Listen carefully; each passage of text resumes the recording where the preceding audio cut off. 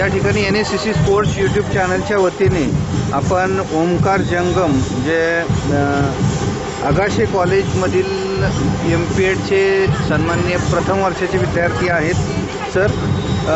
Sir हे आत्ताचा जो तुमचा फर्स्ट इयरच्या अनुषंगाने तुमचे स्वतःचे काय क्रीडा क्षेत्रातले योगदान काय? आम्ही आत्ता सध्या क्रीडा क्षेत्रामध्ये वेगवेगळ्या प्रकारचे ट्रेनिंग सेशन वगैरे त्याबद्दल माहिती मिळवत असतो।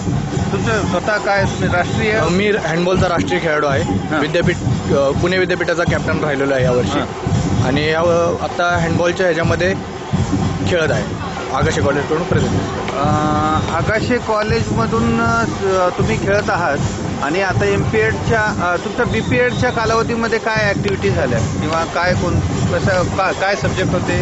BP.Edच्या कालावधीमध्ये सगळे sports science, psychology, sports psychology, foundation of physical education, sports training हे वेगवेगळे प्रकारचे सब्जेक्ट आपल्याला BP.Edला शिकवण्यात आले होते। तर त्यानुसार आमचं ट्रेनिंग ठरवलं जातं। ग्राउंडवर पण वेगवेगळ्या पद्धतीने ग्राउंड घेतलं जातं। ग्राउंडवर पण लेजिम वेगवेगळ्या प्रकारचे तुम्हाला मुलांसाठी कुठल्या प्रकारचे एक्सरसाइज घेता येतील त्यावर जास्त भर दिला जातो। त्या अनुषंगाने आम्हाला ट्रेनिंग दिले जातं। आता तुम्ही जे सांगितलं MP.Edच्या प्रथम वर्षामध्ये आहात आणि तुम्ही गोलकीपर ह्या खेळाडू जो आहे त्याच्या संदर्भात संशोधन करणार आहात, तर काय संशोधनाचा तुमचं मेन उद्देश राहणार आहे आणि काय तुमच्या स्वतःच्या थीम आहे? हँडबॉलचा गोलकीपर याला महत्त्व म्हणजे टीममध्ये खूप रिॲक्शन टाईम त्याला महत्त्व खूप असतं कीपरला आणि त्याचे रिॲक्शन टाईम खूप महत्त्वाचे असतात। त्यामुळे तो मुवमेंट करू शकतो गोल अडवण्यासाठी। त्यामुळे आपण रिॲक्शन टाईम गोलकीपरचा कशा प्रकारे वाढवता येईल त्यासाठी आपण त्यांचं वर्कआउट काय राहील ह्याच्यावर मी रिसर्च करणार आहे। त्यांना वेगवेगळ्या प्रकारचे वर्कआउट सेशन देणार आणि त्यानुसार त्यांचे आपण माहिती काढणार, त्याचा रिझल्ट बघणार आणि ते कम्पेअर करणार। आज अखेरपर्यंत हँडबॉल हा खरं तर ऑलिम्पिक लेवलचा गेम आहे आणि ऑलिम्पिक लेवलच्या गेममधून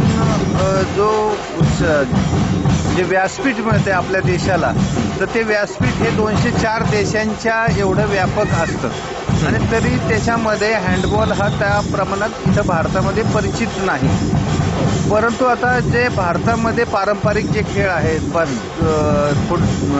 कबड्डी, खो खो, कबड्डी, आट्यापाट्या हे, तर ह्याचा बेनिफिट काय होऊ शकेल, ह्याचा काय अभ्यासामध्ये तुमच्या आहे का काय उल्लेख? म्हणजे त्यानुसार आम्हाला खो खो वगैरे हे पण गेम शिकवले जातात। त्यानुसार नाही, हे जे तुम्ही गोलकीपरमध्ये ह्या खेळांचा उपयोग होऊ शकेल किंवा नाही होऊ शकेल याच्या खेळांचा कम्पेअर करू शकतो ना आपण। त्या खेळांचा उपयोग तिथं पण रिॲक्शन टाईम आणि जे फिटनेस फॅक्टर्स लागतात ते पण हँडबॉलमध्ये पण लागतात आणि गोलकीपरच्या ह्याच्या पण कम्पेअर करू शकतो आपण।